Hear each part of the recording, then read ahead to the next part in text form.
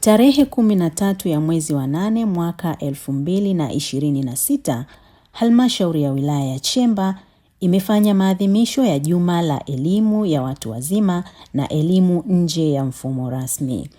Mgeni wa heshima katika maadhimisho hayo, mwenyekiti wa Halmashauri ya Wilaya ya Chemba, ambaye pia ni diwani wa kata ya Ovada, Mheshimiwa Raphael Leba, akatumia muda huo kuzungumza na wanafunzi, ambapo amewataka wanafunzi kuwekeza muda wao mwingi zaidi katika masomo bila kuchanganya na mambo mengine yasiyohusiana na masomo.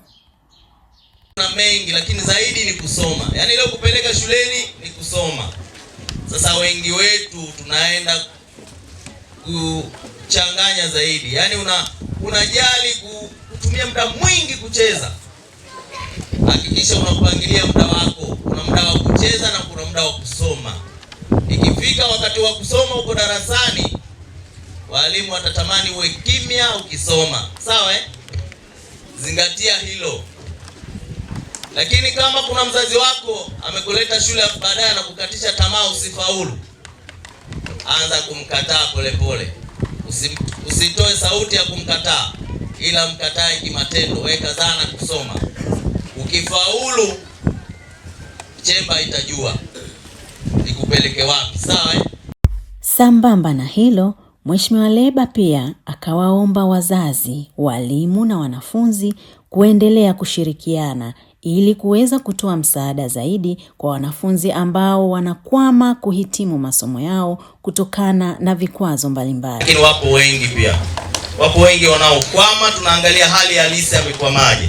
Lakini dhamira ya mtoto ni nini? Kwa ndugu zangu, tuendelee kushirikiana kwa ajili ya elimu. Aidha, mwenyekiti huyo wa halmashauri amewasihi wanafunzi waliorudi katika elimu nje ya mfumo rasmi kuongeza bidii katika masomo yao ili waweze kufikia malengo yao. Nyinyi mliorudi kwa mfumo huu mwingine, kikweli mnaona nyinyi wenyewe nasi tunaona mnavong'aa. Hakikisheni mnafaulu ili kuendelea kufikia malengo yenu. Akisoma risala katika maadhimisho hayo mbele ya mgeni wa heshima na wageni waalikwa, afisa elimu kata ya Paranga Bi Neema Muna akaweka wazi malengo ya maadhimisho hayo. Mgeni rasmi, lengo la maadhimisho haya ni kuikumbusha jamii kuhusu umuhimu wa elimu ya watu wazima kama suala la hekima na haki za binadamu, pamoja na kutafakari mafanikio na changamoto zilizopo katika utoaji wa elimu ya watu wazima kwa lengo la kufuta ujinga, umaskini na maradhi.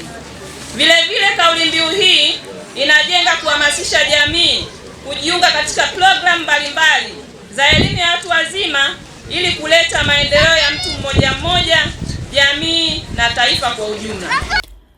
Programu hizi za elimu ya watu wazima na elimu nje ya mfumo rasmi katika halmashauri ya wilaya ya Chemba imeelezwa kuwa zimeleta mafanikio mbalimbali. Na hapa afisa elimu kata ya Paranga Bi Neema Muna anaeleza mafanikio hayo. Mheshimiwa mgeni rasmi, katika kutekeleza programu hizi, halmashauri imepata mafanikio mbalimbali yakiwemo: 1. Kuongezeka kwa idadi ya wananchi wanaopata fursa ya elimu nje ya mfumo rasmi.